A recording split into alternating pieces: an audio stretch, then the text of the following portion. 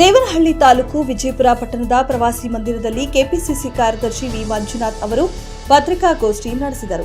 ಇನ್ನು ಪತ್ರಿಕಾಗೋಷ್ಠಿಯಲ್ಲಿ ಮಾತನಾಡಿದ ಕೆಪಿಸಿಸಿ ಕಾರ್ಯದರ್ಶಿ ವಿ ಮಂಜುನಾಥ್ ಅವರು ನಮ್ಮ ಸಚಿವರಾದ ಕೆಎಚ್ ಮುನಿಯಪ್ಪ ಅವರ ಅನುಭವ ಮತ್ತು ದೂರದೃಷ್ಟಿಯ ಯೋಜನೆಗಳು ಪ್ರಸ್ತುತದಲ್ಲಿ ಅಭಿವೃದ್ಧಿ ಕಾಣುತ್ತಿದೆ. ಕೇಂದ್ರ ರಸ್ತೆ ಮತ್ತು ರಾಷ್ಟ್ರೀಯ ಹೆದ್ದಾರಿ ಸಚಿವರಾಗಿದ್ದರೂ ಅವರ ಅನುಭವದಲ್ಲಿ ಪಟ್ಟಣದ ರಸ್ತೆಗಳನ್ನು ಮೇಲ್ದರ್ಜೆಗೆ ಏರಿಸುವ ಕೆಲಸವಾಗುತ್ತಿದೆ.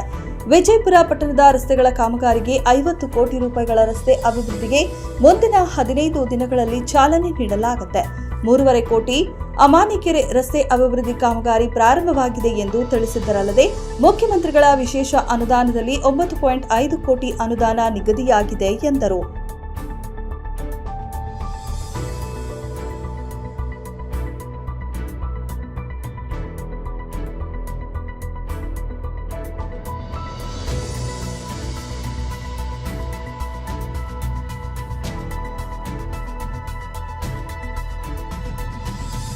ಅಭಿವೃದ್ಧಿ ಪಥದಲ್ಲಿ ತರ್ತೇನೆ, ಒಂದು ಮಾದರಿ ನಗರವನ್ನಾಗಿ ರೂಪಿಸ್ತೇನೆ ಅಂತಕ್ಕಂಥ ಮಾತುಗಳನ್ನು ಹೇಳಿದ್ರು.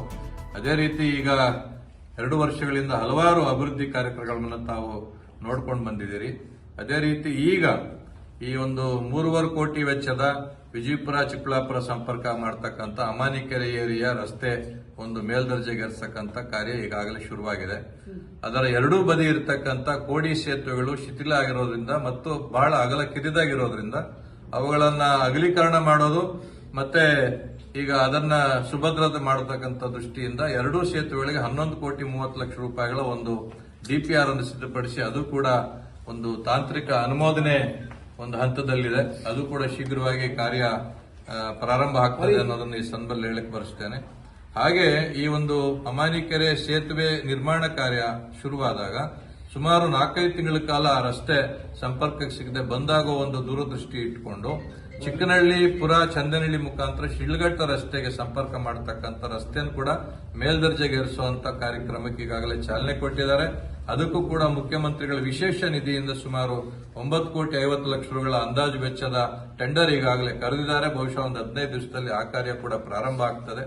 ಹಾಗೆ ಮುಖ್ಯಮಂತ್ರಿಗಳ ವಿಶೇಷ ನಿಧಿ ಯೋಜನೆಯಲ್ಲಿ ವಿಜಯಪುರ ಪಟ್ಟಣದ ಹಲವು ಏನು ಮುಖ್ಯ ಜನಸಂಚಾರ ಮತ್ತು ವಾಹನ ಸಂಚಾರ ಜಾಸ್ತಿ ಇದ್ದಂತ ಹಾಳಾಗಿದ್ದಂತ ರಸ್ತೆಗಳನ್ನು ಕೂಡ ಅವರು ಸುಮಾರು 2 ಕೋಟಿ ವೆಚ್ಚದಲ್ಲಿ ಈಗಾಗಲೇ ಅದು ಟೆಂಡರ್ ಪ್ರಕ್ರಿಯೆ ಮುಗಿದಿದೆ.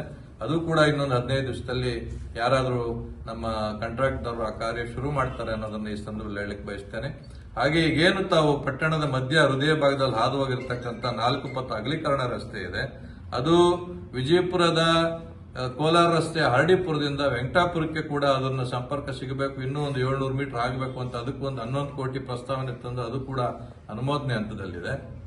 ಹಾಗೆ ಈಗ ಅಗಲೀಕರಣ ನಡೀತಾ ಇರತಕ್ಕಂಥ ರಸ್ತೆ ನಮ್ಮ ಪುರಸಭಾ ಕಚೇರಿಯಿಂದ ಕೆಇಬಿ ಕಚೇರಿವರೆಗೆ 5 ಕೋಟಿಯ ಕೆಲಸ ಮತ್ತು ಕೆಇಬಿ ಕಚೇರಿಯಿಂದ ಅಮಾನಿಕೆರೆವರೆಗೆ 9 ಕೋಟಿ ಕೆಲಸ, ಅವಕ್ಕೂ ಕೂಡ ಚಾಲನೆ ಒಂದು ವಾರದಲ್ಲಿ ಸಿಗ್ತಾ ಇದೆ. ಈಗಾಗಲೇ ಅಂಗಡಿ ಬದಿ ಇದ್ದಂತ ರಸ್ತೆ ಬದಿ ಇದ್ದಂತ ಅಂಗಡಿ ಮುಂಗಟ್ಟುಗಳ ಬದಲಾವಣೆ ಮಾಡೋದಿರ್ಬೋದು, ಮರ ಕಡಿಯೋದಿರ್ಬೋದು, ಈ ಕೆಲಸ ಈಗಾಗಲೇ ಪ್ರಾರಂಭ ಆಗಿದೆ.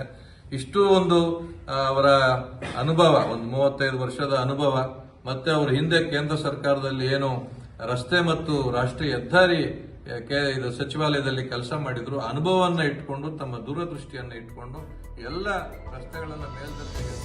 ವರದಿ ಅಕ್ಷಯ್ ವಿ, ದೇವನಹಳ್ಳಿ.